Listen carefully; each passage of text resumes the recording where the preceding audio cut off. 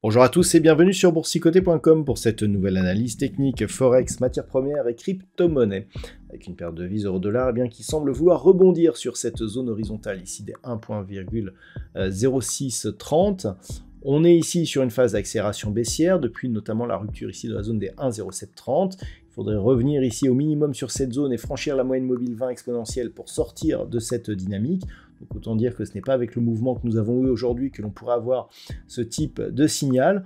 Donc pour l'instant, toujours dans une dynamique baissière, donc au moins tant que l'on ne refranchit pas la hausse la zone des 1.0730. Et en cas de franchissement ici de la zone des 1.0630, eh bien le prochain objectif serait cette zone majeure des 1.05 sur cette paire de devises euro-dollar. Sur la paire de devises livre sterling contre dollar américain, on est toujours là aussi dans une dynamique baissière. Depuis le franchissement ici de la zone des 1.2520, on a comme objectif la zone ici des 1.2390 qui pour l'instant n'a pas été atteinte.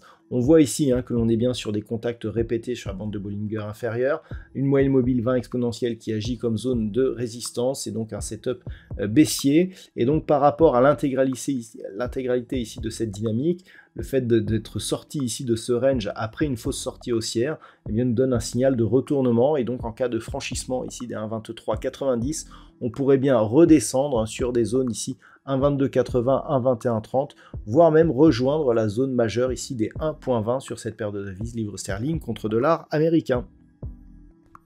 Sur l'or, il semblerait que l'on ait une phase de neutralisation. Depuis effectivement le nouveau record qui a inscrit le métal jaune ici sur la séance de vendredi dernier, eh bien on évolue quasiment à l'horizontale malgré un contexte géopolitique qui s'est relativement tendu. Eh bien pour l'instant, on évolue ici à l'horizontale, donc juste sous la zone des 2400 $ l'once. Donc un métal jaune ici qui confirme un biais haussier puisqu'en absence de flux, eh bien on n'a pas de phase de consolidation, donc on a des forces qui permettent de maintenir les cours de l'or à ce niveau.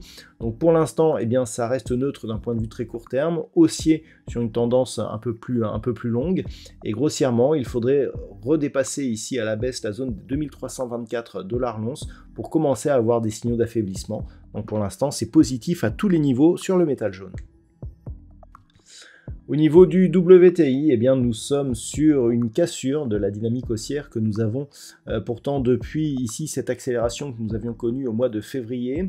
Jusqu'hier, je vous indiquais que l'on était bien ici sur des contacts sur la bande de Bollinger supérieure et au-dessus de la moyenne mobile 20 exponentielle. Je vous disais qu'aussi qu'une rupture des 84 eh bien, pouvait marquer justement un signal de rupture de cette tendance haussière. Eh bien, c'est ce que l'on a aujourd'hui puisque au moment où je vous parle, eh bien, on a une belle cassure ici de cette zone. Lorsque l'on voit sur des vues en intraday, eh bien cette cassure elle est vraiment violente. On voit que l'on est venu vraiment s'appuyer sur cette zone des 84 $ le baril avant de casser ici.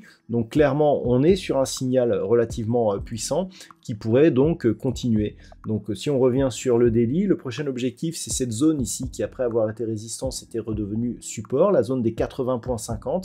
Et attention car sur rupture de cette zone, on viendrait très certainement au contact ici de la bande de Bollinger inférieure, marquer un signal de retournement sur cet actif.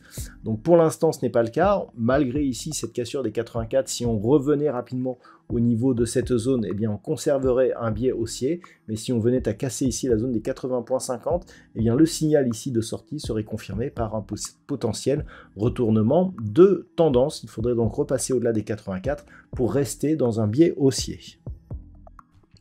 Et puis au niveau du Bitcoin, il semblerait aussi que l'on veuille tester cette zone des 61 000 $ pour un Bitcoin. Donc là aussi, on était sur une tendance haussière. Après cette phase de neutralisation ici, on était reparti sur une dynamique qui avait été confirmée par la rupture haussière des 47 700 $ pour un Bitcoin. Suite à cela, eh bien, on est venu marquer un nouveau plus haut historique sur cette crypto-monnaie et on était resté ici au-delà de ce support oblique malgré plusieurs tentatives de venir battre ce record qui ont été infructueuses. Donc la cassure nous avait déjà donné un signal, surtout qu'on était revenu ici au niveau de la bande de Bollinger inférieure, mais je vous indiquais que tant que l'on restait ici au-dessus des 61 000 $ pour un Bitcoin, eh bien la tendance, malgré cette phase de neutralisation, restait haussière du point de vue donc de sa vision de fond. La rupture de cette zone des 61 000 ouvre la porte à une phase de consolidation et de retournement. On a eu plusieurs tops ici quasiment sur les mêmes niveaux. La rupture de cette ligne de coup, eh bien, pour nous donner un signal qui pourrait nous emmener rapidement ici sur cette zone des 52 500 $ pour un Bitcoin. Attention donc à ce signal, malgré un contexte plutôt, je dirais, positif pour le Bitcoin, puisque le halving eh bien, est très proche. Donc globalement, attention à ce signal. Un retour ici au-delà des 61 000 eh bien, nous donnerait un signal de fausse sortie, mais il faudrait repasser au-delà des 68 800 pour reprendre une tentative de biais positif sur cette crypto-monnaie. Voilà donc ce que l'on peut dire sur l'analyse technique de ces principaux actifs de marché. Je vous souhaite de passer une très bonne soirée. On se retrouve dès demain pour d'autres analyses techniques, toujours sur le site boursicoté.com.